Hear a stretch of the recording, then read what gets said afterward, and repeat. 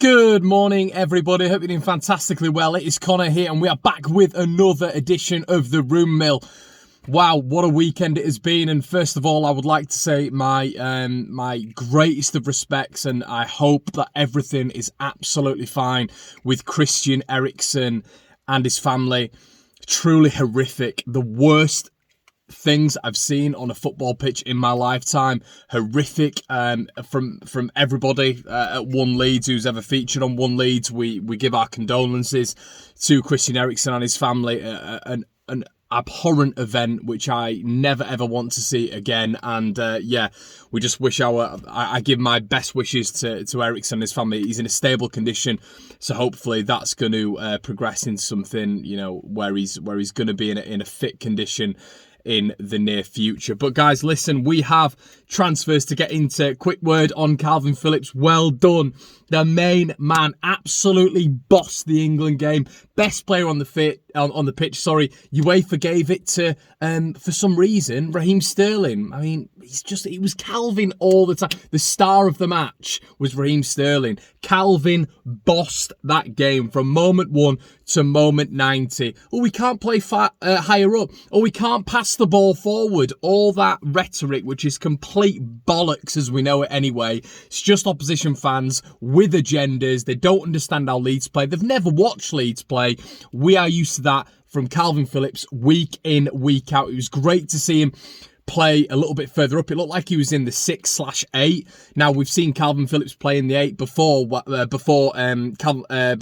Bielsa arrived at Leeds United. So as Leeds fans, we've seen that before. We're used to that. We know what is in Kalvin Phillips' arsenal, and that's why it makes him a complete midfielder. Alioski didn't get the best result, was probably at fault for Austria's first goal as well. Not the best performance from him, but yeah, over the moon for KP yesterday. But into the rumours, guys. As I reported last week, I gave a little bit of a breaking news sort of thing, which I'd heard on a couple of people had told me this. Angus Gunn, Leeds United are now apparently battling with Norwich. Obviously, Angus Gunn is at Southampton, but apparently Norwich want him back. That is apparently the club that he supports, but Leeds are looking to hijack the deal. They want the 6'5" goalkeeper as cover for Illan Meslier, potentially.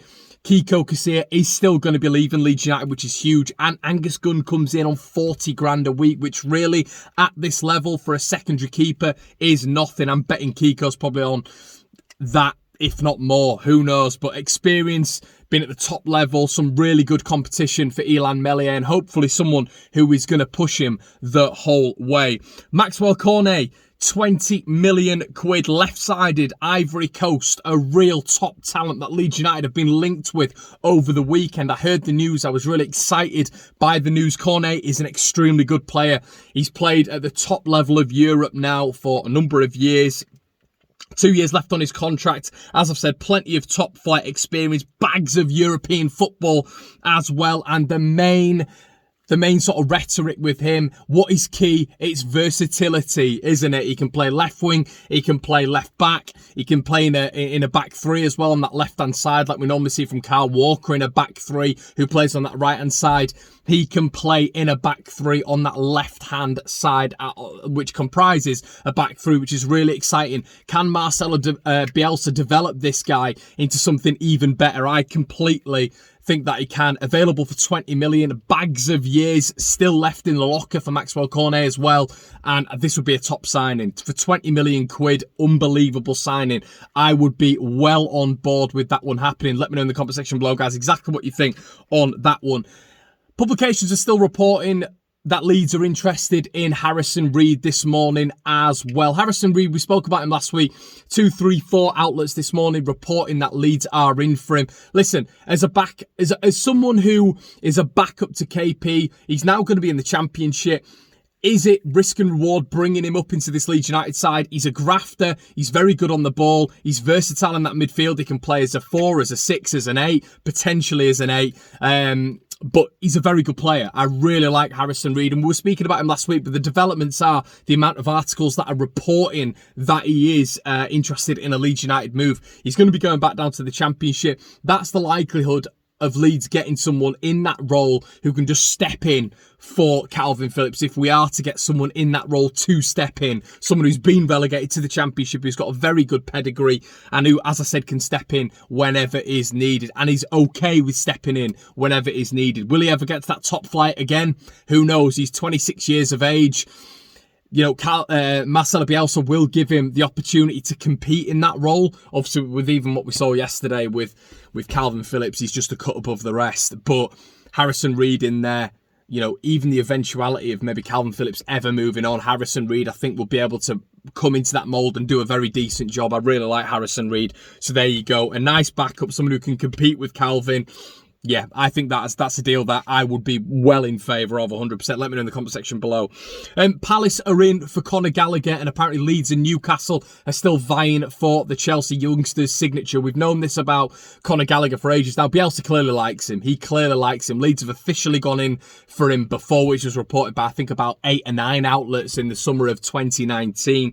And now Conor Gallagher wants first-team football. He wants to be playing for a Premier League side. Could Leeds United be that side? Could he be essentially competing with someone like Matthias Klick for that sort of number 8 shirt? Who knows? But I think that's a link that he's going to be rumbling on throughout the summer. Conor Gallagher, for me, is a Premier League footballer. Would you be happy with him at Leeds United? Now, the next one I want to talk to you guys about this month as well is Kavicha Kvaratskhelia, who is the Georgian winger who Leeds United have been linked with throughout the summer. Now, developments are that apparently Victor Orta has met with Kvaratskhelia agent, and they're in discussion still. We heard it from his agent, we heard it from Kvaratskhelia himself, and now apparently there are publications saying that Victor Orta has actually flown over to Russia, has spoken with Kvaratskhelia representatives at Rubin Kazan, and a deal is progressing now. What I wanted to discuss this morning is whether or not you think Helder Costa has still got a place at Leeds United with this news, because where is Costa going to feature? We've still got the likes of Somerville coming through. We've still got the likes of Poveda coming through. Harrison, obviously. Kvaratskhelia potentially as another winger. Obviously, Rafinha still there as well. Where does Helder Costa feature? Is this going to be another Wolves scenario where he was at Wolves, it didn't work out, he dropped down a level? I think this is going to be very similar to that sort of trajectory in his career. I don't see him playing in the Premier League regularly for Leeds United. I still see now where his stock is relatively high. Leeds could get a good sell on value for him, even if it is a Championship club like we did with Wolves, a loan to buy, you know, for a club in the Championship who is looking and getting back to the Premier League in the near distant future. Could we do what Wolves did to us to another Championship club? We'll have to wait and see there, but Soccer RU are reporting that Victor Orta has met him. Danny Mills apparently knows everything about the Augustin deal, and Danny Mills, I'm just so sick of hearing his name. Apparently Leeds haven't got a leg to stand on, according to Danny Mills. He quotes, fairness and realism, they haven't much of an argument here in terms of the deal, says Danny Mills. Now, Danny Mills knows absolutely nothing about the Augustin deal. He's paid by a publication to come on and say some really controversial things. I think Leeds will do actually very well on the Augustin deal. We heard from my colleague Baron Cross that essentially Leeds are going to be able to appeal this, and Leeds still feel excuse me, that they have an extremely strong case and they will beat this Augustin case, which is very positive and has come from Leeds United. The horse's mouths down there that Leeds still are massively confident about getting this deal done. Danny Mills coming out this morning trying to get an outlet sell like we always see. Yeah, I just wanted to rubbish that because a lot of people have been asking me about what Danny Mills thinks on the DMs. I wouldn't worry about that. He has no inside information. He's just coming out for a couple of clicks. Now, Marcelo has been reported this weekend, Leeds United interested in the current Real Madrid left back. Leeds United have been apparently in talks, according to 2 publications, and I'm just going to rubbishify. It's not a word, but rubbishify. I feel we're talking about rumours, that can be a word. I'm going to rubbishify that rumour. Marcelo will not be coming to Leeds United. His wages will be astronomical, and I think that he's sort of dying out in terms of his career. He's been a wonderful servant to the Spanish game, to Real Madrid, but I just do not see that one getting done. Now, this left back that Leeds United are interested in, Leeds United are talking to, we know it's not Romain Perrault, we know it's not Javi Galán, according to Leeds Live sources, which I can sort of deliver to you guys now in terms of the publication that I work for.